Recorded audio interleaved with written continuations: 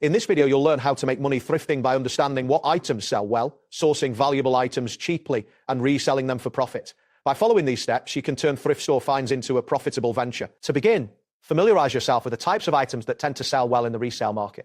Visit platforms like eBay or local marketplaces to study trending products. Focus on categories that consistently perform, such as vintage clothing, branded shoes, collectibles, and electronics. It is crucial to check sold listings instead of just active ones, as this will provide a clearer picture of the actual market value. Take note of brands, styles, and conditions that attract buyers. Keeping a list of profitable niches will serve as a helpful guide during your shopping trips. Next, you will want to source valuable items at low prices. Regularly visit thrift stores, garage sales, flea markets.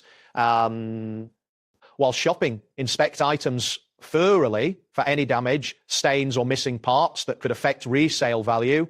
Use your mobile device to compare prices and assess potential resale value while you shop. Prioritize lightweight or high-value items to maximize your profit margins. It is essential to avoid making emotional purchases and instead focus on items that have a clear potential for resale. This step is critical to ensure that you are building a quality inventory. Once you have sourced your items, the next step is to resell them strategically for profit. Begin by cleaning and presenting your items professionally before listing them online. Take clear photographs from multiple angles to attract potential buyers. Write accurate and compelling descriptions that include relevant keywords buyers may search for. Setting competitive prices based on current market demand is vital for successful sales. Additionally, make sure to respond quickly to buyer inquiries and ship items promptly once sold. This approach will help convert your thrift finds into consistent profit. Keep in mind that understanding file sizes and upload speeds may also come into play